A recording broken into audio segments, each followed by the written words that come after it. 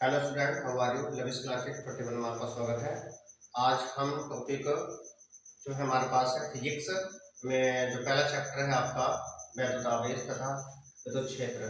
यहाँ कुछ बुकों में चैप्टर का नाम है कूलाम का नियम तथा वैद्युत क्षेत्र। देखिए पहला चैप्टर लेकर चलेंगे तो थोड़ा बेसिक पढ़ेंगे इसमें और उसके बाद अपना टॉपिक आगे करेंगे। तो ये है 12th बी साइंस ग्रुप के लिए है मतलब एकदम। और पहला चैप्टर फिजिक्स में बहुत इंपॉर्टेंट चैप्टर है आपका। और ये चैप्टर जो हमारे पास इसमें से कम चैप्टर है आपका 5 नंबर या 3 नंबर कुछ यहाँ से आता है। न्यूमेरिकल भी हम इसमें करेंगे। तो सबसे पहले बेसिक देख लीजिए। सबसे पहले बात करेंगे हम यहाँ पर विद्युत आवेश कि विद्युत आवेश क्या होता है। आवेश विद्युत आवेश क्या होता है, इलेक्ट्रिक चार्ज क्या होता है। इलेक्ट्रिक चार्ज के बारे में पता करेंगे यहाँ पर। तो इलेक्ट्रिक चार्ज में क्या होता है, देखिए इसमें जब दो वस्तु को आपस में हम रगड़ते हैं, आपस में संपर्क में लाते हैं, रगड़ते हैं, तो उनमें क्या होता है, कुछ जो वस्तु हल्की वस्तु को अपनी ओर आकर्षित करती है, यानी अपनी ओर खींचती है। तो यानी कि जब यानी किसी वस्तु का वह गुण यानी विद्युत आवेश जो है किसी वस्तु का वह गुण है जिससे अन्य वस्तु पर एक बल को आकर्षित करती है, बल लगाती है। इन बल के लिए आप बल फोर्स यानी कि फोर्स पर एक्टिव कर देती है, तो वो हमारा इलेक्ट्रिक चार्ज है। अब इलेक्ट्रिक चार्ज में क्या होता, इसमें ऐसा होता है जो है वैद्युत धारा के प्रवाह की दर को ही हम वैद्युत आवेश कहते हैं। या इसमें अब वैद्युत धारा यानी कि एक फार्मूला हमारे पास है Q बराबर आई टी। ये हमारे पास है Q बराबर आई टी। और अगर मैं इस अलग चार्ज में जाऊँ तो Q बराबर एन भी लिख सकते हैं हम यहाँ पर। यह Q बराबर आई टी और आई टी बराबर जो एन है, इसमें जो है कि Q जो है यहाँ पर वो मेरा इलेक्ट्रिक चार्ज है एंड आई जो है वो इलेक्ट्रिक करंट है, टी टाइम है, जबकि एन क्या नंबर ऑफ इलेक्ट्रॉन है, पी क्या है इलेक्ट्रॉन पर चार्ज है आपके पास। यानी कि इलेक्ट्रॉन संख्या को शो कर रहा है यहाँ पर। इलेक्ट्रॉन के प्रवाह को हम वैद्युत धारा कहते हैं और वैद्युत धारा के प्रवाह को हम इलेक्ट्रिक चार्ज कहते हैं। अब उसका जो वैद्युत आवेश का ऐसा ही मात्रक है, ऐसा ही मात्रक ऐसे मात्रक है कूलाम। वैद्युत आवेश का जो ऐसे मात्रक है कूलाम है आपका। इसके अन्य मात्रक भी है यहाँ पर, जिसमें अगर मैं इस पर बात करता हूँ, एक कूलाम जो होता है वो एक coulomb equal to 1 ampere second के बराबर होता है। यानी कि एक कूलम जो होता है वो एम्पियर सेकंड के बराबर होता है। यानी किसी वस्तु में एक एम्पियर धारा प्रवाहित हो रही है किसी चालक में, उस चालक में जो उत्पन्न आवेश है वो एक कूलम कहलाता है। अब देखिए इसमें कुछ बड़े यूनिट होती है इसी कूलम की, यानी कि जो हमारा इलेक्ट्रिक चार्ज है इसकी कुछ यूनिट, जैसे मान लीजिए माइक्रो कूलम कह देते हैं हम यहाँ पर। जैसे नंबर 1 पर लिया माइक्रो कूलम। माइक्रो कूलम जो होता है वो होता है 10⁻⁶ कूलम के बराबर। ऐसे यहाँ पर नंबर 2 पर होता है पीको कूलम। पीको कूलम ले लेते हैं यहाँ पर। पीको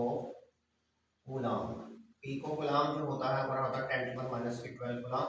ऐसे नंबर 3 में नैनो कूलम होता है आपका। नैनो कूलम में जो होता है वो 10⁻�9 कूलम के बराबर होता है। अन्य इस प्रकार से हम जैसे मिली कूलम, माइक्रो कूलम, इस तरह से हम आगे लिख सकते हैं। मिली कूलम भी आ जाता है। जैसे हमारे पास नंबर 4 पर आप क्या है मिली कूलम। मिली कूलम की बात करेंगे हम यहाँ पर, तो 10⁻³ कूलम के बराबर होगा।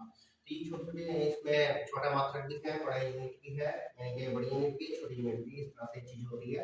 अब इसमें जो होते हैं प्रकृति में हमारे मूल कण भी होते हैं। जैसे हमारे इलेक्ट्रॉन है हमारे पास, है ना, इलेक्ट्रॉन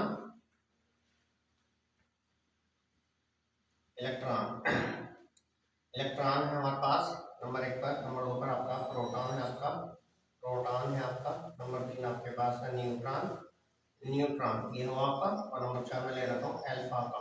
अभी बात करते हैं इलेक्ट्रॉन, प्रोटॉन, न्यूट्रॉन। देखिए जबकि न्यूट्रॉन जो है मेरे पास ये उदासीन कण है। क्या है? उदासीन कण है आपके पास ये न्यूट्रॉन। इसका कोई चार्ज नहीं होता है। जबकि इलेक्ट्रॉन पर जो होता है इसको करते हैं ई से ई माइनस कर देते हैं और इसको हम करते हैं ई प्लस से आपका। और जो है अल्फा का जो चार्ज होता है वो होता है 2e के बराबर। कितना होता है? 2e। यानी इलेक्ट्रॉन का दुगना चार्ज हमारे पास अल्फा पार्टिकल का होता है। तो इसकी जो वैल्यू होती है -1.6 × 10⁻⁹ कूलम होता है। और जब इसकी वैल्यू होती है +1.6 × 10⁻⁹ कूलम होता है। तो ये हमारे पास की वैल्यू होगी हमारे पास। यानी प्रोटॉन का जो चार्ज होता है वो हमारे पास प्लस का 1.6 × 10⁻⁹ कूलम। और इलेक्ट्रॉन का जो होता है 1.6 माइनस का 10⁻⁹ कूलम। अब ये उदासीन है, इसका कोई चार्ज नहीं है, शून्य हो गया, इक्वल टू 0 हुआ आपका। इसका हो जाएगा बराबर 2 इंटू 1.6 इंटू 10 की पावर माइनस की 19 कूलम। ये हो गया आपका, यानी कि हो जाएगा 3.2 इंटू 10 की पावर माइनस की 19 कूलम। ये मेरे पास है अल्फा पार्टिकल का जो चार्ज होता है वो इलेक्ट्रॉन का दुगुना चार्ज होता है। द्रव्यमान जो होता है अल्फा का वो इलेक्ट्रॉन का 4 गुना होता है। अब ऐसे ही ये चीज है जो हमारे पास इलेक्ट्रिक चार्ज होता है दो प्रकार का होता है। नंबर जो आवेश होता है हमारे पास इलेक्ट्रिक चार्ज जो होता है, आवेश जो है विद्युत आवेश जो होता है वो होता है दो प्रकार का। क्या होता है आपका? दो प्रकार का होता है आपका, दो प्रकार का होता है आपका यहाँ पर। नंबर एक धनात्मक आवेश, धनात्मक आवेश यानी कि पॉजिटिव चार्ज बोलते हैं इसको हम, प्लस बी पॉजिटिव चार्ज होता है। जबकि नंबर दो पर ऋणात्मक आवेश होता है आपका, ऋणात्मक आवेश ऋणात्मक होता है माइनस में नेगेटिव चार्ज बोलते हैं इसको, नेगेटिव चार्ज होता है। इन दो प्रकार का हमारे पास आवेश होता है, धनात्मक आवेश और ऋणात्मक आवेश। और इसमें जो होता है जिसमें यदि कोई वस्तु धनावेश हो रही है तो इसमें इलेक्ट्रॉन संख्या बढ़ रही है, जबकि यहाँ सॉरी घट रही है, यानी कि जो चालक है उसमें इलेक्ट्रॉन संख्या यहाँ पर घट रही है, पॉजिटिव चार्ज होगा। और नेगेटिव चार्ज होगा इसका मतलब है इसमें इलेक्ट्रॉन संख्या हमारे पास बढ़ रही है। यहाँ इसका मतलब है द्रव्यमान भी बढ़ेगा यहाँ, और यहाँ द्रव्यमान जो है वो चालक का वो घटेगा। यानी अगर इलेक्ट्रॉन संख्या घट रही है तो द्रव्यमान भी घटेगा, और इलेक्ट्रॉन संख्या हमारे बढ़ रही तो इलेक्ट्रॉन का द्रव्यमान भी बढ़ेगा। इसमें ये चार्ट हमारे पास इसके बाद आता है हमारा कूलॉम का नियम। क्या होता है आपका?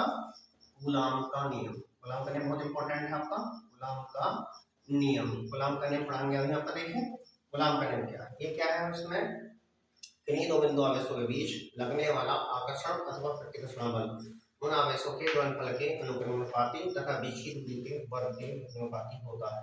द्वारा एक बार रिपीट कर दिया जाता है। देखिए बहुत इंपॉर्टेंट क्वेश्चन आपका ये, कि इस नियम के अनुसार किन्हीं दो बिंदु आवेशों के बीच लगने वाला आकर्षण अथवा प्रतिकर्षण बल उन आवेशों के गुणनफल के अनुक्रमानुपाती तथा बीच की दूरी के वर्ग के व्युत्क्रमानुपाती होता है। मान लीजिए दो बिंदु आवेश मेरे पास, एक बिंदु आवेश ये है आपका और एक बिंदु आवेश ये है आपका Q1 आवेश और ये आपका Q2 आवेश। मान लीजिए इन दोनों के बीच की दूरी स्मॉल r है, ये मेरे पास है ना। तो बिंदु आवेश मेरे पास Q1 व Q2 जिनके जो r दूरी पर स्थित है, इन दोनों के बीच की दूरी क्या है? स्मॉल r है। तो उनके मध्य लगने वाला जो फोर्स होगा यानी लगने वाला आकर्षण होगा F अनुक्रमानुपाती क्या हो जाएगा? Q1 Q2 बटे r स्क्वायर होगा। F अनुक्रमानुपाती Q1 Q2 बटे r स्क्वायर। ये डेफिनेशन है मेरी, जो इसी के अनुसार मैंने डेफिनेशन बोली थी। क्या बोली थी मैंने? इस नियम के अनुसार किन्हीं दो बिंदु आवेशों के बीच, लेकिन दो बिंदु आवेश क्या हमारे पास, एक तो ये है और एक ये, दो बिंदु आवेश के ऊपर से बीच की दूरी क्या है हमारा? r है। इसके इस r का स्क्वायर है यहाँ पर, वर्ग का व्युत्क्रमानुपाती है, और इन दोनों का गुणनफल के अनुपाती है। यानी कि यहाँ का लगना होता कि f अनुपात क्या होता है? Q1 Q2। पहली बात ये हो गई। दूसरी बात हो गई f व्युत्क्रमानुपाती 1 अपॉन इनवर्सली प्रोपोर्शनल होती है r स्क्वायर के। यहाँ पर यानी दो बातें यहाँ पर, ये अनुक्रमानुपाती हो रही है व्युत्क्रमानुपाती वर्ग के डिस्टेंस। इसका मतलब ये हुआ कि इस नियम के नाम किन्हीं दो बिंदु आवेशों के बीच लगने वाला आकर्षण अथवा प्रतिकर्षण बल उन आवेशों के गुणनफल के अनुक्रमानुपाती तथा बीच की दूरी के वर्ग के व्युत्क्रमानुपाती होता है। तो अब इसमें जो है हमारे पास कंडीशन ये है, अब इसको मैं डाल दूंगा यहाँ पर। तो F बराबर जाके Q1 Q2 बटे r स्क्वायर न्यूटन। अब हमारे पास ये हो गया कि क्या है यहाँ पर, वेयर लिख सकते हैं यहाँ पर, वेयर के इक्वल टू क्या है? कांस्टेंट है आपका, कांस्टेंट, और इसकी वैल्यू जो होती है के इक्वल टू होता है 1/4 पाई एप्सिलॉन नॉट। ये इसके बराबर होता है, के इक्वल टू क्या होता है? 1/4 एप्सिलॉन नॉट होता है ये आपका ये। तो जहाँ के है उसके स्थान पर हम रख देंगे, तो इसलिए हमारे पास होगा F बराबर 1/4 pi epsilon not into Q1 Q2 बटे r स्क्वायर। ये कूलॉम का नियम है आपका यहाँ पर, ये हमारे पास न्यूटन में लिखा जाएगा। तो ये हमारे कूलॉम का नियम निकल जाता है यहाँ से। कभी कभी क्वेश्चन के अंदर ये हो जाता है कि 1/4 एप्सिलॉन नॉट की वैल्यू बताइए। तो 1/4 पाई एप्सिलॉन नॉट की जो वैल्यू होती है वो 9 × 10⁹ है ना, न्यूटन मीटर स्क्वायर पर कूलॉम स्क्वायर होगा। और कभी कभी इसकी बीमा भी पूछ लेता है आपसे, कभी 1/4 एप्सिलॉन नॉट की बीमा बताइए, एक बार लेता है इसमें। तो इसमें अगर आप लिखा है कि 1/4 पाई एप्सिलॉन नॉट की बीमा जो होती है वो ये होती है ml की पावर जो होती है -3 कह दीजिए यहाँ पर, ml-1 या सॉरी ml1, क्योंकि ml की पावर 3 t की पावर अगर यहाँ लेंगे हम यहाँ पर ml, क्योंकि ये एप्सिलॉन नॉट जो है निर्वात गतिशीलता, मतलब कि 1/4 एप्सिलॉन नॉट क्या है? कांस्टेंट है। तो जाहिर सी बात है जो चीज एप्सिलॉन नॉट की होगी माइनस में प्लस में चले जाओ, और प्लस वाली जो होगा माइनस में हो जाएगी आपकी। ml की पावर 3 t की पावर -3 को और हो जाएगा ए की पावर माइनस बी, ये होगी 1/4 एप्सिलॉन नॉट की बी में हमारे पास कि में हो गया एम एल की पावर 3 पी माइनस 4 ए माइनस 4, ये मेरे पास की बीम आ जाती है। तो इस तरह से हम इसकी बीम लिख लेते हैं, निकालें। अब चाहे तो इसकी वैल्यू निकाल सकते हैं कि इसकी वैल्यू क्या होगी। अब जैसे हम अगर से कहें कि सोल्यूशन निकालो इसका, तो 1/4 pi epsilon naught equal to बराबर 1/, यानी और पाई का मान 3.14 इंटू एप्सिलॉन की वैल्यू होती है 8.85 × 10⁻⁻12, ये होगी की वैल्यू रख दी यहाँ पर। तो ये हो जाएगा 1/, हमारे पास हो जाएगा 12.56, ये हो जाएगा। इसको मल्टीप्लाई करेंगे इंटू 8.85 × 10⁻⁻3, ऐसे ऊपर ले जाओ, माइनस के ऊपर जाकर हो जाएगी प्लस इंटू 10 हो जाएगी 12, ऊपर ले जाऊंगा 1 मल्टीप्लाई 10⁻12 12। अब इसकी मल्टीप्लाई जो करेंगे 1 इंटू 10 हो जाएगा 12, और इसकी वैल्यू हो जाएगी यहाँ पर 111.156, ये मेरे पास गुणा करता है, इसकी जब इसकी गुणा करूंगा तो ये आ जाएगा 111.156 हो जाएगा। अब जैसे डिवाइडेशन करेंगे हम यहाँ पर, तो अब हमारा डिविजन की कंडीशन ये आ जाएगी यहाँ पर। तो इस पॉइंट पर आएंगे तो 3 जीरो ऊपर बढ़ाएंगे आपके, तो ये हो जाएगा, हम करेंगे बराबर हो जाएगा ये हो जाएगा 330 × 10⁻12 अपॉन हो जाएगा 11156, और इसका डिवाइडेशन करेंगे 0.8999 आएगा। तो हमने इसको लिखा, ये हो जाएगा 0.00, यहाँ पॉइंट लगेगा इसमें 0.00899, तो हो जाएगा 0.00899 हो जाएगी 12। इस तरह से सॉल्व कर लेंगे 1 2 3। अब यहाँ पर जो लेंगे यहाँ पर 3 ऊपर ले जाओगा, हो जाएगा 8.99 हो जाएगा न्यूटन मीटर स्क्वायर पर कूलम स्क्वायर हमारा। इसका लगभग हम लिख सकते हैं, इसको हम यहाँ पर लगभग में हम इसे लिख सकते हैं यहाँ पर 1/4 pi epsilon naught equal to जाएगा आपका 9.0 × 10⁻9 न्यूटन मीटर स्क्वायर पर कूलम स्क्वायर, ये बनेगा आपके यहाँ पर। तो लगभग में हमारी वैल्यू आ जाएगी है 9.9, लगभग में लिखा जाएगा क्योंकि ये साधारण के अनुसार लिखेंगे। तो देखिए बहुत इंपॉर्टेंट टॉपिक था हमारे पास ये आज का। तो यहाँ पर हम उस चैप्टर हमारा 1 था आपका ये, इस तरह से चैप्टर में सीक्वेंस चलते रहेंगे। अगली वीडियो में आगे आपको टॉपिक दिखाएंगे, करा के दिखाएंगे। इसमें बहुत इंपॉर्टेंट टॉपिक है आपको, आज की वीडियो बहुत इंपॉर्टेंट है। आपसे हमारे चैनल को सब्सक्राइब करें, लाइक करें, शेयर करें।